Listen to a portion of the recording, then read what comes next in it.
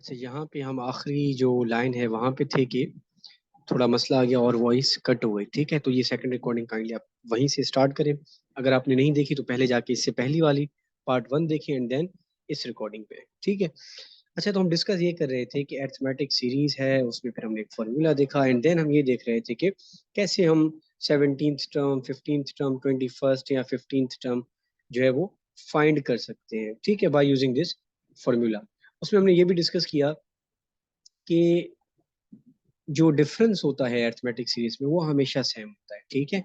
और एन हमने ये कहा कि अगर nth टर्म, फॉर एग्जांपल अगर 21st टर्म हम फाइंड करेंगे तो एन हमारा उस टाइम हो जाएगा 21। ठीक है।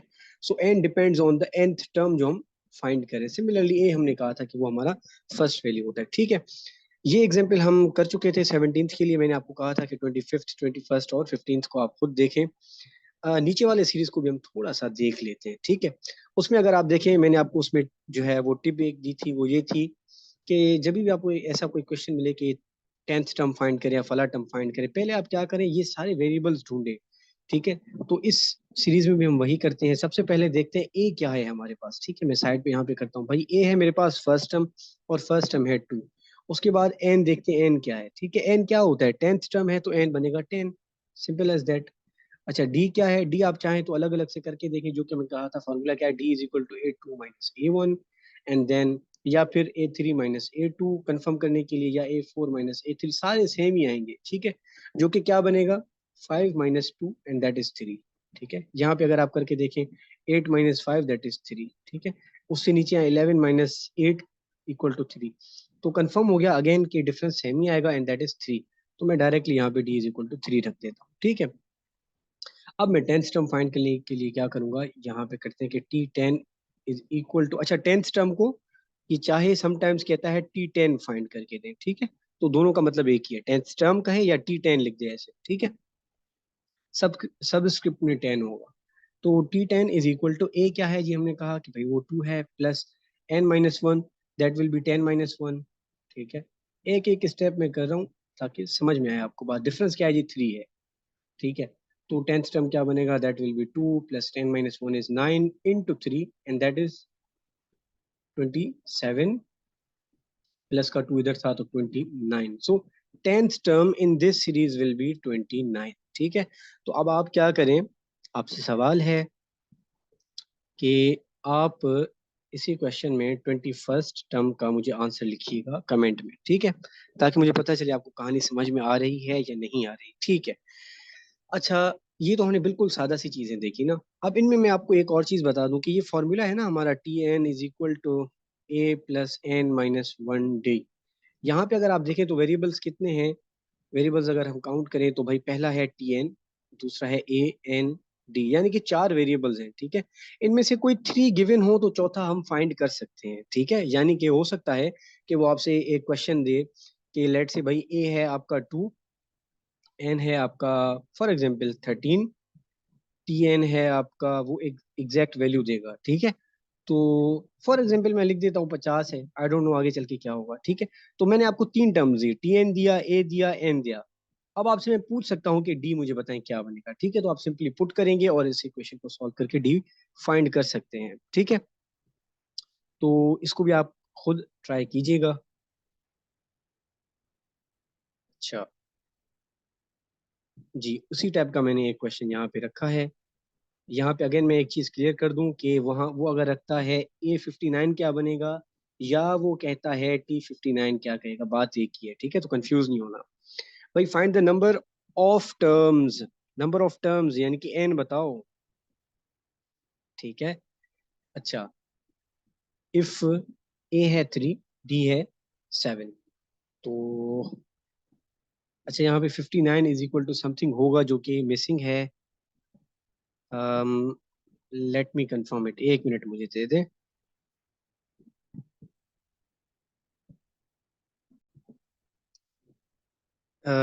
यहाँ पे जो हमने ए लिखा था ना, वो A59 नहीं था बल्कि AN = 59 था। ठीक है, तो ये करेक्शन हम कर लेते हैं।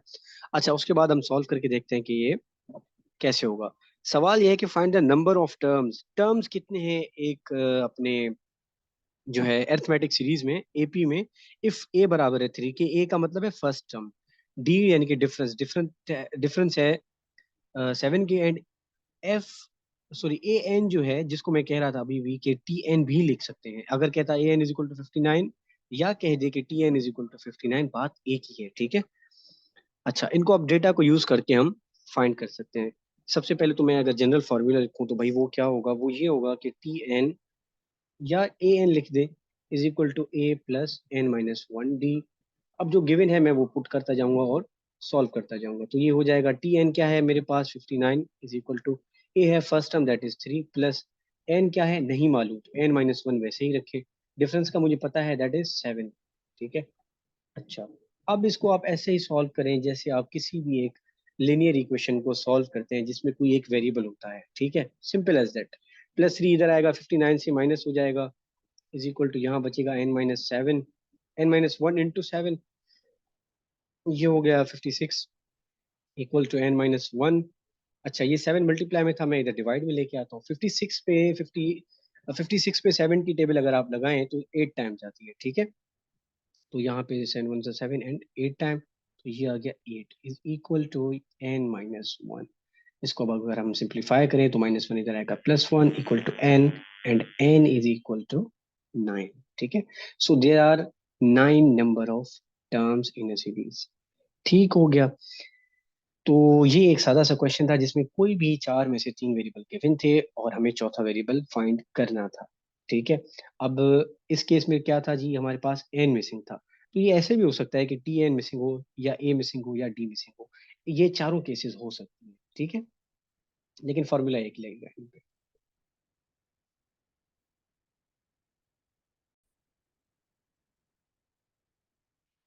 अब हम आते हैं अरिथमेटिक सीरीज, अगर हमें समझ आ गया तो अब हम देखते हैं अरिथमेटिक मीन क्या होता है, ठीक है। अरिथमेटिक मीन जो है ये बिटवीन टू नंबर्स या टू टर्म्स कैसे फाइंड किया जा सकता है, ठीक है। तो लेट्स सी अगर दो टर्म्स हैं ए comma B comma C comma D चलता जाएगा, तो मैं जस्ट ए और बी के बीच में अगर अरिथमेटिक मीन ढूंढूं तो कैसे निकलेगा जी, कहते हैं कि अरिथमेटिक मीन जो है वो बराबर है ए प्लस बी अपॉन टू, ठीक है। जैसे किसी भी दो कंसेक्यूटिव नंबर्स की हम एवरेज लेते हैं उसी तरीके से, ठीक है। एग्जाम्पल अगर आप देखिए, कहता है 18 एंड 26, इनके बीच में आप जो है वो अरिथमेटिक मीन ढूंढें, तो आप क्या करेंगे, simply 18 plus 26 divided by two, 18 को 26 के साथ ऐड करें, फिर जो रिजल्ट आता है उसको 2 से डिवाइड करें, तो आपके पास अरिथमेटिक मीन आ जाएगा, ठीक है। ऐड कर लें भाई, इनको क्या बनते हैं, 18 14 एक मत 4, ठीक है।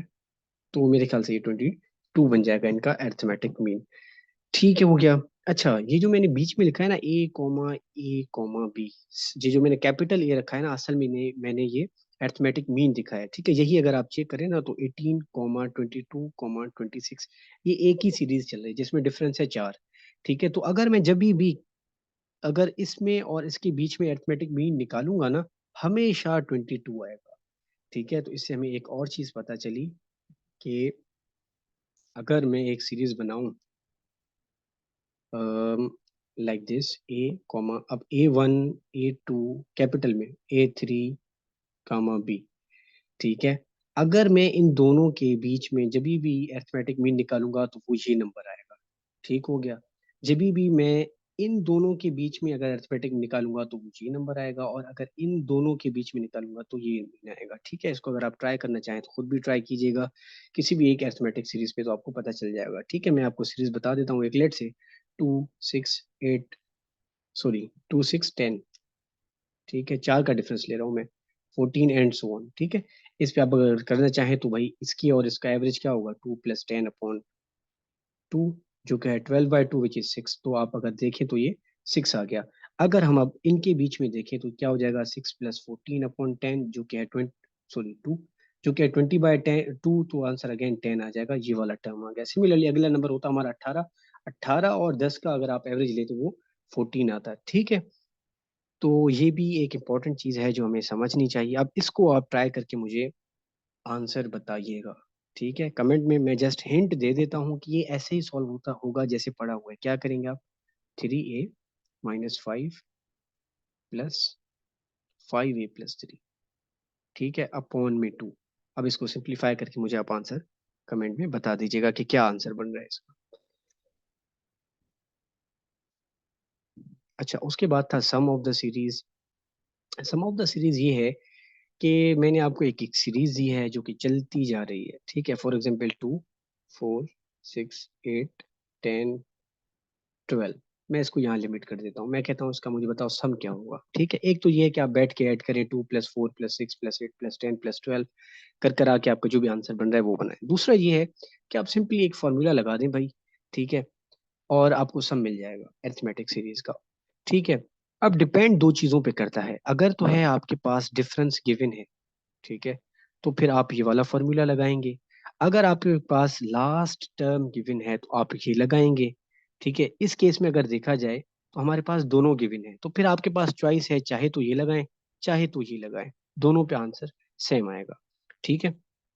यानी कि अगर मैं कहता हूँ कोई एक सीरीज है जो कि 2, 4, 6, 8, 10, 12, तो उसका अगर आप मुझे सम ऑफ नंबर निकाल के देंगे तो कैसे होगा, S N is equal to, जो कि है sum of arithmetic series, N number of terms है, ए फर्स्ट टर्म है, एल लास्ट टर्म है, ये मैं सारी चीजें पहले बता चुका हूँ, ठीक है।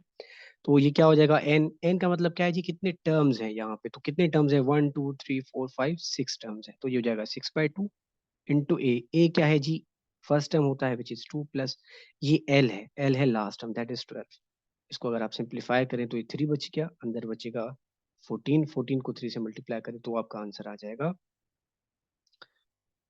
42, ठीक है। तो आप भले चाहे तो इनको सिंगल है ना ऐड कर करके भी भले चेक करें तो आपको पता चल जाएगा, ठीक है। अच्छा, इसमें भी मैं अगेन बता दूं, अच्छा इसको भी मैं प्रूव करवा के दिखाता हूँ कि इसमें भी आंसर सेम आएगा, ठीक है। तो क्या होगा जी, n/2, वही 2, 4, 6, 8 वाला सीरीज अगर देखें तो n/2 हो जाएगा 6/3, सॉरी 6/2 इंटू 2a क्या है जी, फर्स्ट टर्म था 2, तो ये 2 × 2 हो जाएगा, प्लस n क्या था जी, 6 - 1, तो ये 5 हो जाएगा। d क्या था, 2, 4, 6, अगर d आप देखें तो 4 - 2, 6 - 4, 8 - 6, हारों का 2 आ रहा था, ठीक है। तो डिफरेंस हो गया हमारा 2, तो यहाँ पे आएगा 2, ठीक है। बड़ी ब्रैकेट बंद कर दें, 2 × 2 = 4, ये हो गए 3 इंटू ये है 4 + 5 × 2 = 10। अगेन आप देखें तो ये आपका 14 आ गया, एंड इसको मल्टीप्लाई करें या यूं कह दें सिंप्लीफाई करेंगे तो 42 आएगा, ठीक है। तो ये दो फार्मूलाज हैं, डिपेंड करता है कि हमारे पास डेटा कौन सी गिवन है, ठीक है, उस पर डिपेंड करेगा कि मैं इस फॉर्मूले को यूज करूं या इसको यूज करूं, ठीक है। अगर तो सारी ही डेटा गिवन है, यानी कि ए भी है, एन भी है, डी भी है और एल भी है, तो फिर आपके हाथ में जो लगाएं, ठीक है। In that case I would recommend के ये लगाएं, ये छोटा फॉर्मूला है, ठीक है। अब आप मुझे कमेंट में बताइएगा इसका आंसर क्या बनेगा। 3, 8, 13 ये एक सीरीज चल रही है जिसमें 15th टर्म, ठीक है। समटाइम्स ये होता है कि वो कहता है ये है इन्फिनाइट सीरीज, बट आप मुझे क्या करें, पहले 10 टर्म की वो बता दें, सम बता दें, ठीक है। तो फिर आप क्या करते हैं, 10th टर्म पे रुक जाते हैं, ठीक है। यहाँ पे मैं आपको एक हिंट दे देता हूँ कि सबसे पहले आपने क्या करना है कि 15th टर्म फाइंड करनी है कि वो 15th टर्म है कौन सी, ठीक है। चाहे तो वो लगाएं, विद दिस आप ये वाला फार्मूला लगाएंगे। दूसरा ये है कि सिंपली आप क्या करें, ए गिवन है आपके पास 3, डिफरेंस क्या है जी, 8 - 3 5 आएगा, 13 - 8 5 आएगा, तो डिफरेंस भी आ गया 5।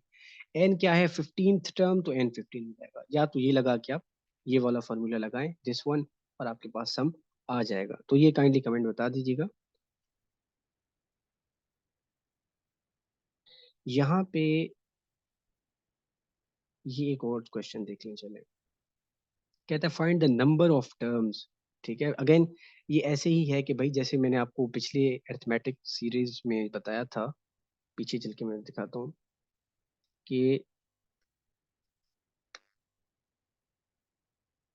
यहाँ पे, ठीक है, कि कोई भी हमें जो है चार में से, चार अगर वेरिएबल टोटल है किसी फॉर्मूले में, अगर तीन चीजें गिवन है तो चौथी निकाली जा सकती है, ठीक है। तो यही चीज अरिथमेटिक मीन पे भी अप्लाई होती है और यही चीज अरिथमेटिक सीरीज में सम पे भी अप्लाई होती है, ठीक है। उसी टाइप का ये क्वेश्चन है कि कह रहा है कि ये एक सीरीज चल रही है, ठीक है, बीच में प्लस दिया हुआ है तो ये सम करवाएगा, इसलिए प्लस दिया हुआ है, कॉमा देगा तब भी ठीक है, ठीक है। तो ये कह रहा है ये एक कोई सीरीज है जिसका अगर सम करें तो 65 बनता है, ठीक है। और आपसे कह रहा है मुझे बताओ इस सीरीज में टोटल नंबर ऑफ टर्म्स कितनी है, तादाद कितनी है टर्म्स की, ठीक है। तो अब आप अगर देखें इसको थोड़ा हम ब्रेक करें तो ए क्या बन जाएगा, first term that is -7, D क्या बन जाएगा, लास्ट टर्म असल में मुझे पता नहीं है इसलिए मैं ये वाला फार्मूला यूज नहीं कर सकता, ठीक है। अच्छा, डी क्या है जी? आप कहेंगे यहाँ पे थोड़ा ख्याल कीजिएगा, -5 माइनस अगेन माइनस का ब्रैकेट दीजिएगा वरना गलती हो जाएगी, ठीक है? तो ये बन जाएगा -5 + 7 एंड दैट इज प्लस का 2।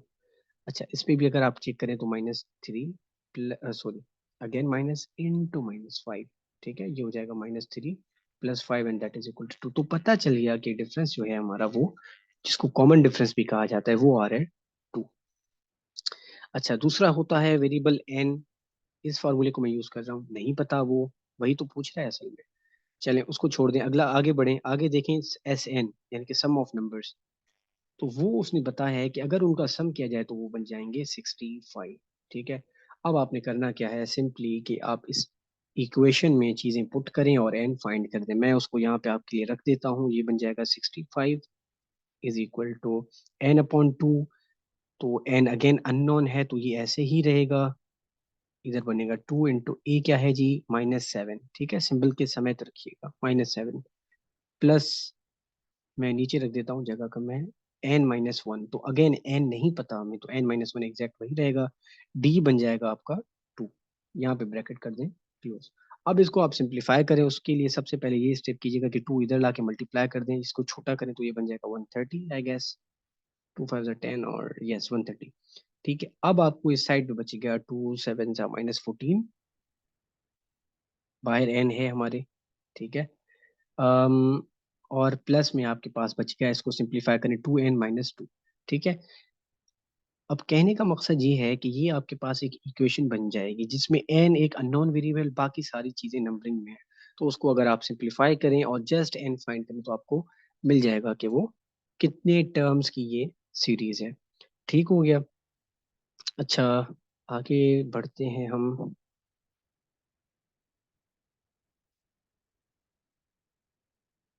अब थोड़ा हम देख लेते हैं ज्योमेट्रिक सीरीज को, ठीक है? अरिथमेटिक सीरीज हमने देख लिया, वहाँ पे अरिथमेटिक मीन हमने देखा एंड देन पे सम भी देखा। सेम हम देखेंगे ज्योमेट्रिक सीरीज के लिए। अब ज्योमेट्रिक सीरीज के लिए सबसे पहले जो मैं चीज़ आपको अगर बताऊं, जो डिफरेंस है इसमें और अरिथमेटिक में, वो ये है कि अरिथमेटिक जो सीरीज है ना, जिसको एपी अरिथमेटिक प्रोग्रेशन भी कहा जाता है, और जी ज्योमेट्रिक सीरीज जिसको जीपी या फिर ज्योमेट्रिक प्रोग्रेशन भी कहा जाता है, बात एक ही है, ठीक है? Arithmetic series, arithmetic sequence, arithmetic progression, या फिर ज्योमेट्रिक सीरीज, ज्योमेट्रिक सीक्वेंस या ज्योमेट्रिक प्रोग्रेशन, बात एक ही करते हैं, ठीक है? एक ही मकसद है दोनों का। ठीक हो गया? अब ईपी में क्या था भाई, फर्स्ट टर्म को हम दिखा रहे थे, ये मैं एक चार्ट जिस बना रहा हूँ आपको समझाने के लिए कि भाई फर्स्ट टर्म जो था वो ए होता था, यहाँ पे भी वही होगा, फर्स्ट टर्म ए कहलाएगा, ठीक है? अच्छा, उसमें एन दिखा रहा था नंबर ऑफ टर्म को, ठीक है? कौन से नंबर पे है वो टर्म, तो सेम यहाँ पे भी वही काम करेगा। टी एन अगर मैं लिखता था T10 तो वो बताता कि 10th टर्म है, तो सेम चक्कर यहाँ पे भी चलेगा, सेम है। डिफरेंस एक चीज का, एंड दैट इज, यहाँ पे हम देख रहे थे कॉमन डिफरेंस क्या है, ठीक है? या यूं कह लें, उससे भी पहले अगर मैं बता दूं, ये सारी सीरीज बेस्ड होती थी किसी नंबर के प्लस पे या किसी नंबर के ऐड होने पे, ये सीरीज बनती थी। ज्योमेट्रिक प्रोग्रेशन क्या है कि ये किसी नंबर के मल्टीप्लाई होने पे बनती है, ठीक है? एंड फॉर दैट रीजन, इस सीरीज में अगर आप देखें तो हम देख रहे थे कि कुछ कॉमन डिफरेंस, जिसको सी डी लिखा जाता है या जस्ट डी भी लिखा जाता है, तो कोई कॉमन डिफरेंस आ रहा था। तब क्यों हम कॉमन डिफरेंस ले रहे थे? क्योंकि वो प्लस माइनस हो रहा था, सिंपल एज दैट। लेकिन ज्योमेट्रिक प्रोग्रेशन में क्योंकि चीजें मल्टीप्लाई हो रही हैं, तो यहाँ पे कॉमन डिफरेंस नहीं निकलेगा, यहाँ पे निकलेगा कॉमन रेशियो या फिर जस्ट रेशियो कवर, जिसके लिए यूज किया जाता है, ठीक है? तो इन समरी ये की डिफरेंसेस हैं इन दोनों में, ठीक है? आगे चल के एक और डिफरेंस चले लिख लें, अरिथमेटिक मीन के लिए ए एम हम लिखते हैं, इसके लिए जी एम लिखा जाता है, ठीक है? और लास्टली क्या था, सम ऑफ सीरीज, ठीक है? वो सेम है दोनों का, एस एन यहाँ पे भी आता है, एस एन यहाँ पे भी आता है, ठीक है? तो ये की डिफरेंस है अरिथमेटिक सीरीज में और ज्योमेट्रिक सीरीज में।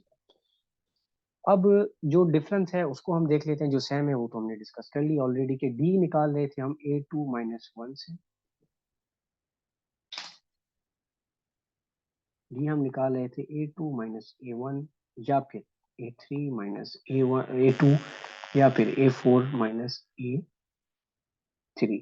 अब रेशियो कैसे निकलेगा, ये तो था हमारा एपी के लिए, ज्योमेट्रिक सीरीज में कैसे निकलेगा या जीपी में रेशियो कैसे निकलेगा? तो वो सिंपल है A2/A1, ठीक है? या फिर A3/A2 डिवाइड कर रहे हैं हम, ठीक है, तभी तो हमें रेशियो मिलेगा ना, या फिर A4/A3। जैसे प्रीसीडिंग नंबर यहाँ माइनस कर रहे थे वहीं, या इस क्वेश्चन में प्रीसीडिंग नंबर डिवाइड हो जाए, ठीक है। अच्छा, यहाँ पे मैंने वही फार्मूला लिखा हुआ है कि R = A2/A1। इसका मैं एक एग्जांपल आगे चल के आपको दूंगा, फिलहाल हम समझते हैं कि इसका, जैसे वो हमने Tn का फार्मूला दिखा था अरिथमेटिक सीरीज में, जो कि था A+n-1D, ठीक है। ज्योमेट्रिक सीरीज में वो क्या है, वो है AN = AR⁻n-1, ठीक है। अच्छा, R है हमारा रेशियो, N है जो नंबर ऑफ टर्म होगा, जो जिसको हम एग्जैक्टली फाइंड कर रहे होंगे, किस नंबर पे वो उसकी पोजीशन है। लेट्स से Tn, अगर वो कह रहा है 10th टर्म तो N10 आ जाएगा। An है सिमिलरली जैसे पहले ए सीरीज में था हमारे अरिथमेटिक वाले सीरीज में, ठीक है।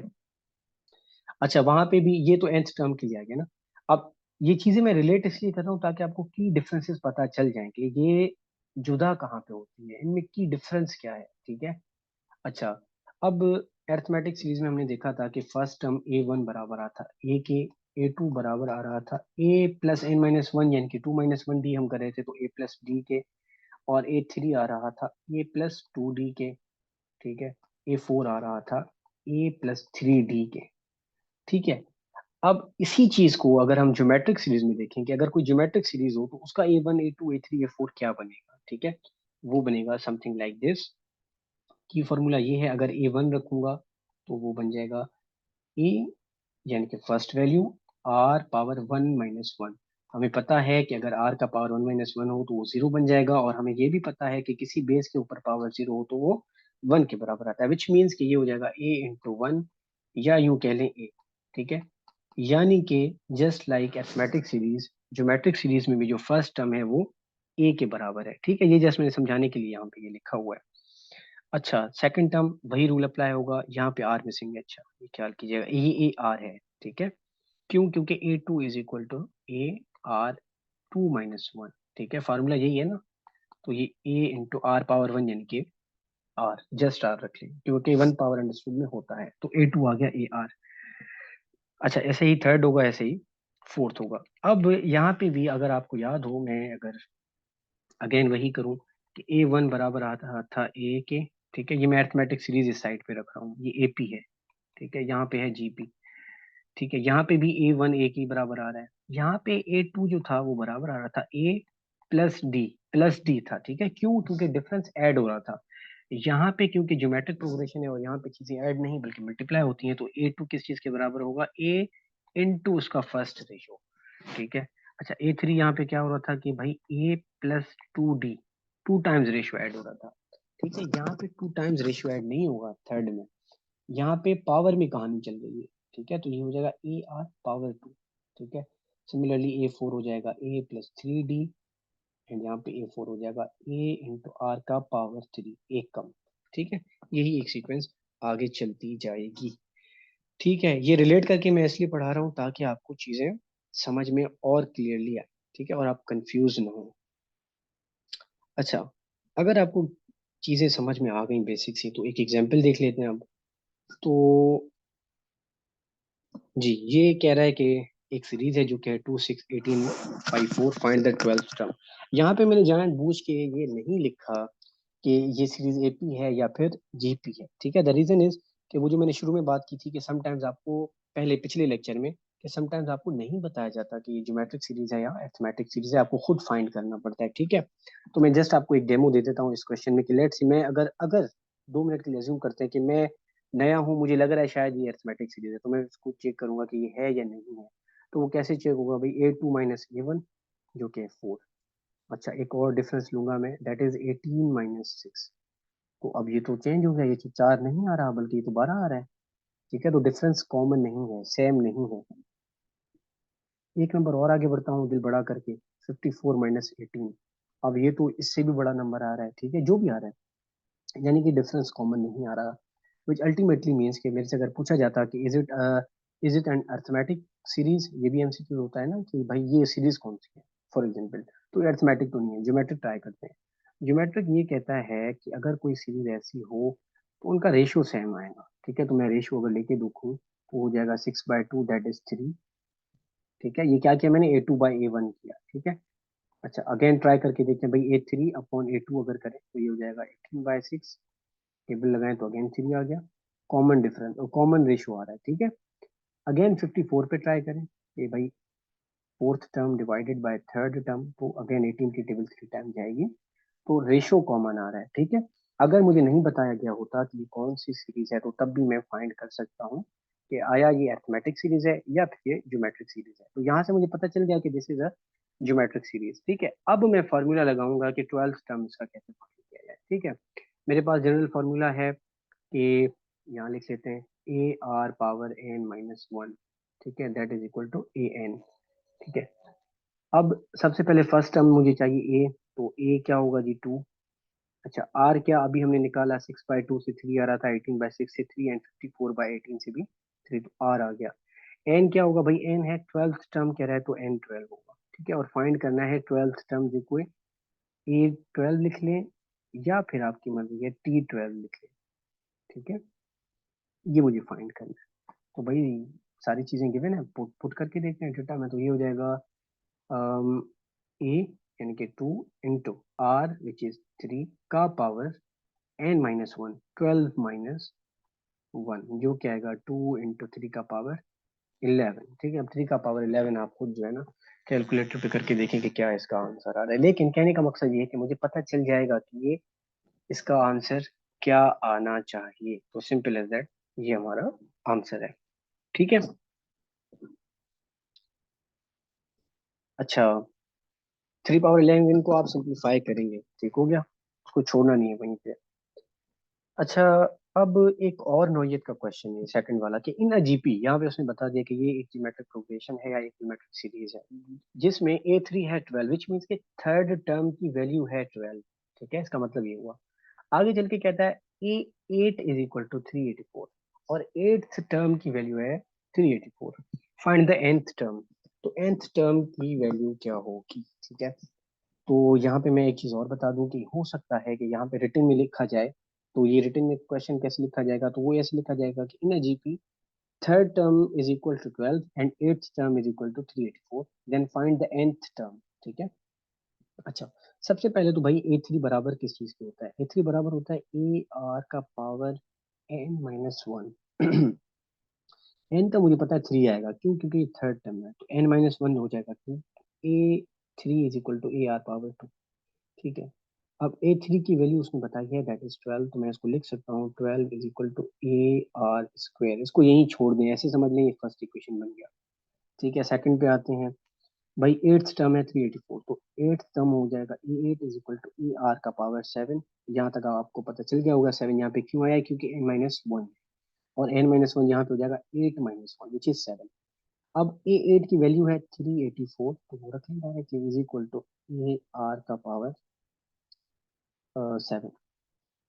अब इसको करने चलें क्वेश्चन, इसको सिंप्लीफाई करने का ना एक मुझे नजर आ रहा है चीज, कि मैं अगर A8 डिवाइडेड बाय A3 करूं, ठीक है, A8 डिवाइडेड बाय A3 करूं, तो मुझे शायद एक वेरिएबल की वैल्यू मिल जाए, ठीक है। करके देखते हैं कि मैं क्या कर रहा हूँ, यहाँ पे मैं आपको बता देता हूँ, आप लिखना चाहें तो लिख लें कि भाई असल में मैं कर रहा हूँ A8 डिवाइडेड बाय A3, तो जो कि कुछ इस तरीके से होगा, इस पूरे टर्म को, यानी कि ये हो जाएगा 12 equals to AR² divided by, यहाँ भी वही नंबर आएगा 3, सॉरी उल्टा लिख दिया मैंने, ऊपर आएगा हमारा A8 आएगा ना, A8 तो ये है, मैंने उधर गलती से लिख दिया, चले 384 equal to AR⁻7 divided by, यहाँ पे अपना नंबर आएगा 12 इक्वल टू, यहाँ पे आएगा AR²।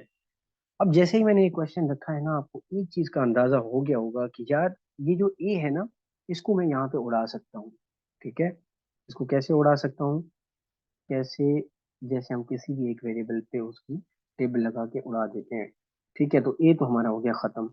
आर को भी अगर आप देखें तो एक्सपोनेंट रूल लगा के थोड़ा सा इसको फर्दर सिंप्लीफाई कर सकते हैं, कैसे जी, ये आर का पावर 7 है, तो अगर डिवाइड में आर का पावर 2 है तो उसको मैं ऊपर लेके आऊँ, तो ये बन जाएगा 7 - 2, या यूं कह लें ये बन जाएगा आर का पावर 5, ठीक है। इस सारे टर्म को मैंने सिंप्लीफाई करके आर का पावर 2 लिखा है, 5 होगा, आर का पावर 5 कर दिया, ठीक है। तो मैं ये मिटा के, जगह कम है ना यहाँ पे, तो मेरे पास यहाँ आया r का पावर 5। ठीक हो गया।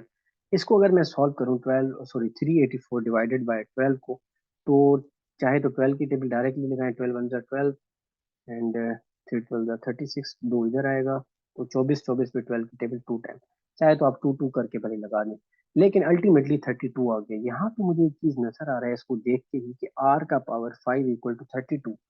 एक्सपोनेंट में हमने ये चीज पढ़ी है कि भाई अगर हमें चाहिए किसी बेस की वैल्यू और उसके ऊपर है एक एक्सपोनेंट, ठीक है, और उसके इक्वल में अगर हम देखें 32 है जो कि एक्सपोनेंट में कन्वर्टिबल है, यानी कि 32 को मैं 2 का पावर 5 रख सकता हूँ। ठीक है, अब जब के मेरे पावर्स आ गए हैं सेम, ठीक है, लाइक दिस 5 और 5, तो इसका मतलब ये हुआ कि बेसिस बराबर है, या यूं के लिए पावर्स को हम कैंसिल आउट कर देते हैं, तो 2 इक्वल टू आर। ये सारी कहानी करने से हमें एक चीज मिल गया। क्या मिल गया? हमें एक रेशो मिल गया। ठीक है, कि इस सीरीज में जिसका थर्ड टर्म हमें और एट्थ टर्म हमें गिवन था, उसमें रेशो जो है वो 2 है। ठीक है, अब अगर रेशो 2 है, ये सारा मैं मिटा के बताता हूँ। रेशो आ गया अपना क्या कहते हैं 2। ठीक है, अगर रेशो 2 है, ठीक है, हो गया, और अगर A3 जो है वो बराबर है A इंटू आर, चलिए मैं वो भी एक बार लिख देता हूँ, ARN-1, जो कि होना चाहिए AR2। ठीक है, क्योंकि 3 - 1 मैंने किया। यहाँ पे मैं अगर देखूँ तो मुझे A3 गिवन है जो कि है 12। ठीक है, आर मुझे गिवन है, अभी मैंने फाइंड किया था, जो कि आया था 2, तो 12 is equal to A into 2 का स्क्वायर, तो ये हो जाएगा 12 इक्वल टू 4A।